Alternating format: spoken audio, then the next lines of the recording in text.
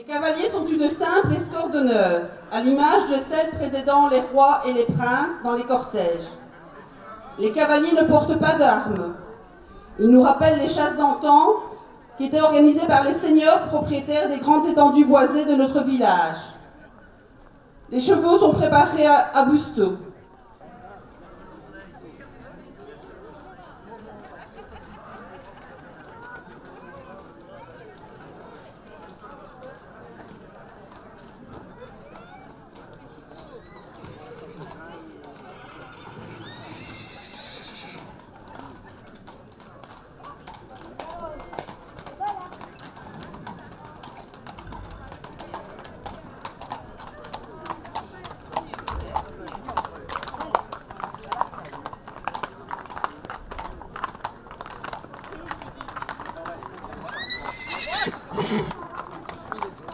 Les porteurs de drapeaux. Le drapeau de la Sainte Famille date du 19e siècle. Il représente Jésus de Nazareth avec ses parents Marie et Joseph.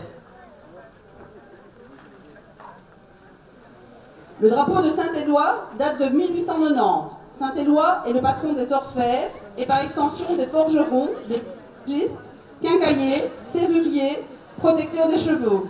Il est fêté le 1er décembre. Le drapeau de Notre-Dame de Lourdes a été créé par les vendeurs glinois de voyage à Lourdes après 1945. Le drapeau de Sainte-Barthe, XVIIe siècle, Sainte-Barthe, vierge et martyre morte en 295, patronne des métiers dangereux. 3 nouveaux boudriers ont été confectionnés par l'atelier de bourrellerie de Madame Van Dundal, professeure à l'école EAFC Jean Meunier, enseignement les maréchaleries de Glun. L'achat a été sponsorisé par 3 sociétés de Glun, la société Bouillard Nature Évasion, la société BHC Consulting et la société AEPS. Le groupe des reliquaires de Saint-Symphorien. Symphorien est un martyr du IIe siècle. Sa chasse reliquaire romane date de 1177 et est reconnue officiellement comme trésor de la Fédération Wallonie-Bruxelles depuis 2002. Elle est processionnée dans son village le 4e dimanche d'août.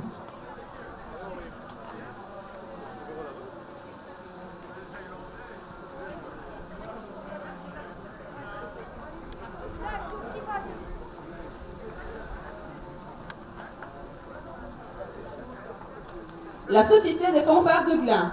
La SBL a été fondée en 1888. La Société des fanfares de Glun est un véritable orchestre d'une trentaine de musiciens. Il participe depuis sa création à la procession de Notre-Dame du Moulineau.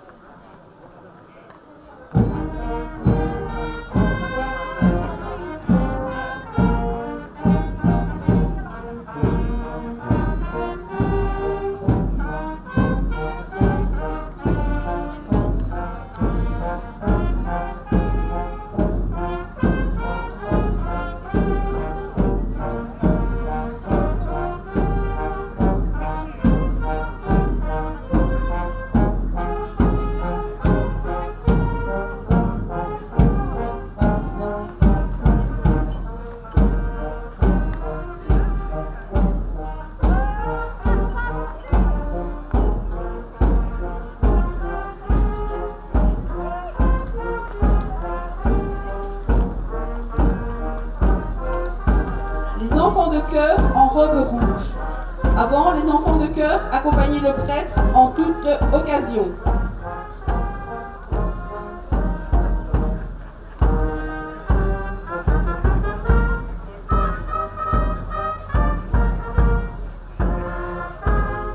Le patron Notre-Dame des Lumières de Glun a rejoint la procession en 2022. Depuis janvier 2021, les jeunes de 6 à 16 ans sont accueillis chaque dimanche par des animateurs dévoués et formés.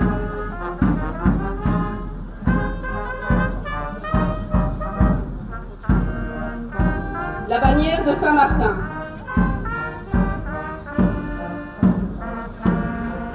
Saint-Martin à cheval et son escorte est un cavalier romain pour rappeler le légionnaire romain connu pour avoir partagé son manteau avec un déshérité transi de froid. Saint-Martin est invoqué pour les problèmes d'alcoolisme, la pauvreté, les chevaux et la récolte de fruits.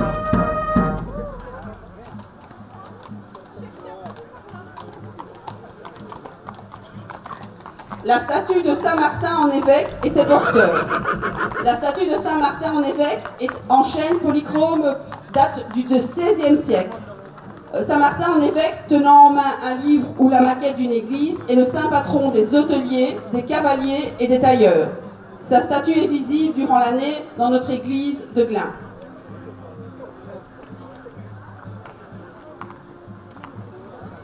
Les damoiseaux et les damoiselles représentent les jeunes filles et les jeunes hommes nobles.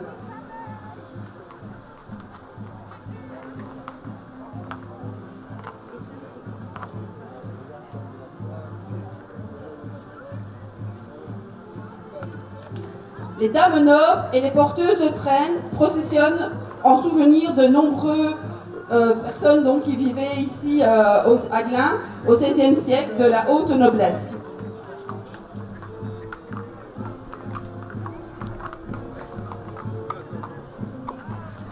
L'ermite. Depuis 2018, un ermite a fait son apparition dans la procession. Il représente l'ermite qui s'installa dans le bois de Glun au XVe siècle. Celui-ci se fit construire une cellule et un oratoire dédié à la Vierge Marie. Ce sanctuaire, bâti près d'un ruisseau, est la chapelle actuelle de Notre-Dame du Moulineau.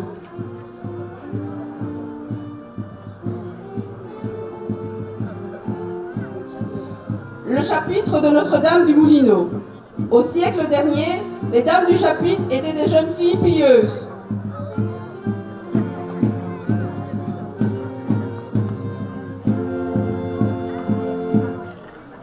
L'ensemble des saxophonistes du Moulineau a été créé en 1982 par M. Fernand Page pour honorer une promesse faite à son épouse.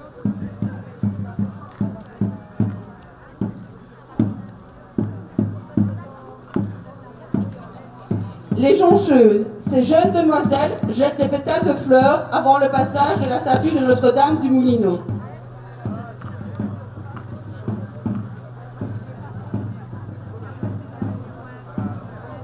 La bannière de Notre-Dame du Moulineau et ses porteuses de rubans. La bannière fabriquée au début du XXe siècle a été restaurée au début du XXIe siècle. Les hallebardiers encadrent la statue de Notre-Dame du Moulineau. La compagnie des hallebardiers encadre depuis 2015 la statue de Notre-Dame du Moulineau. Cette compagnie a été fondée officiellement en 1985 et a pour mission principale la protection des reliques de Madame Sainte-Vaudrue.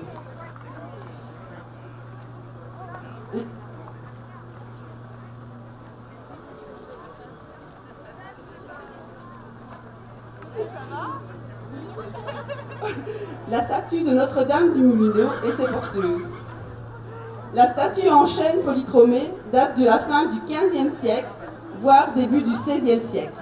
En 1615, une peste s'est abattue sur la région et décimé la population.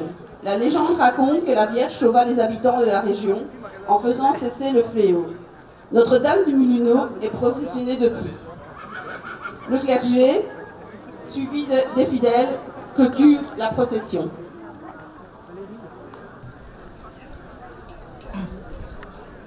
Dans notre monde, où on rencontre tant de choses sombres et même désespérantes, dans notre monde bousculé où souvent on se demande où on va parce que les raisons de nous inquiéter sont nombreuses, Marie nous invite à lever les yeux, à élargir notre horizon.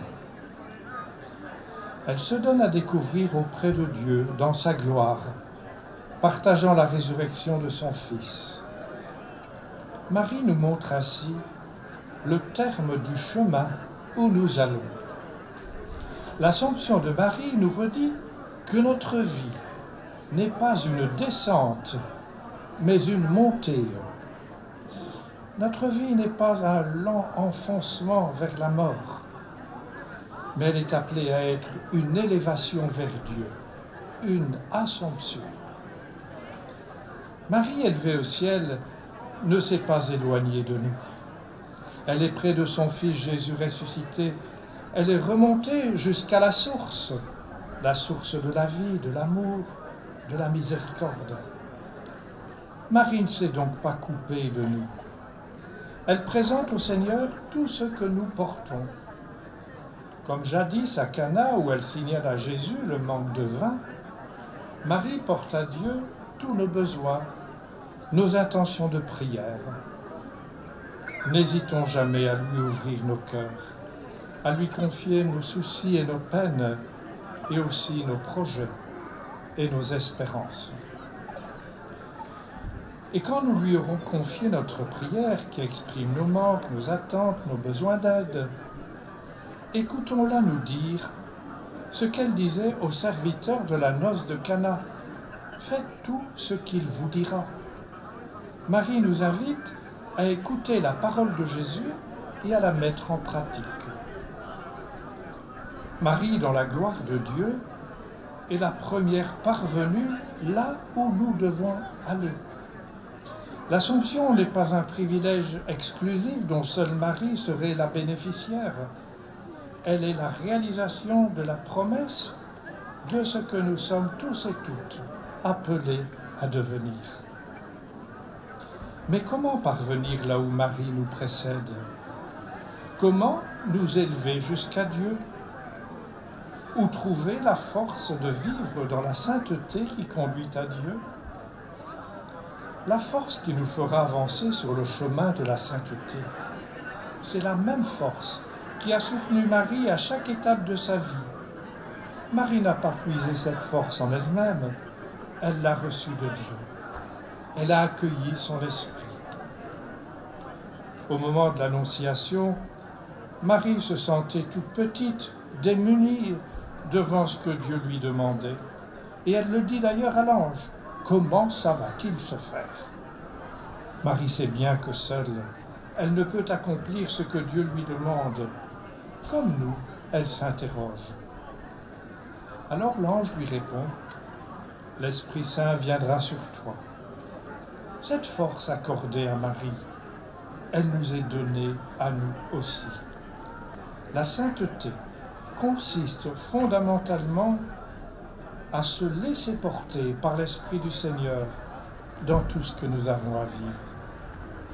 Alors il nous faut, comme Marie, lui ouvrir grand notre cœur. Dans notre monde qui parfois nous fait peur, dans nos vies où les raisons d'être angoissés sont bien réelles, Marie nous invite à prendre appui sur Dieu. Comme elle, nous avons à vivre dans la confiance. Confiance que rien n'est impossible à Dieu.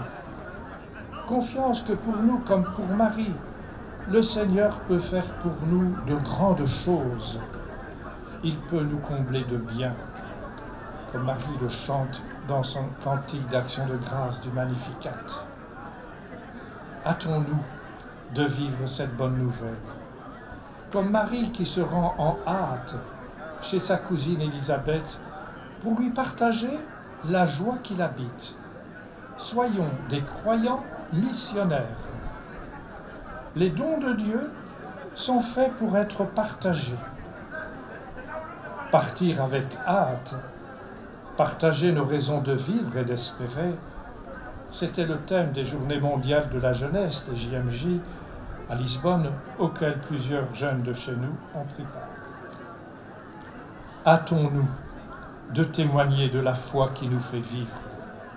Comme Marie et Élisabeth vibrent l'une à l'autre, il nous faut vibrer entre nous à la joie de croire et la partager tout autour de nous. Comme Marie, il nous faut mettre au monde la bonne nouvelle du salut.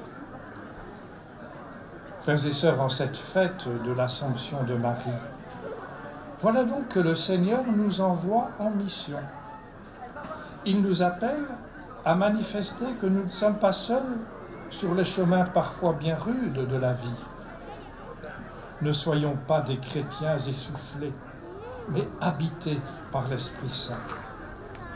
Hommes et femmes, jeunes et moins jeunes, nous ne sommes pas des êtres de hasard, ballottés par le vent des modes et avançant vaille que vaille, au gré des événements de la vie. Comme Marie, nous osons croire que nous venons de Dieu et que nous allons vers lui. La foi nourrit notre enthousiasme. Elle nous met en route et nous presse de nous hâter à manifester à tous que le Seigneur est avec nous et qu'il appelle toute l'humanité à partager sa gloire.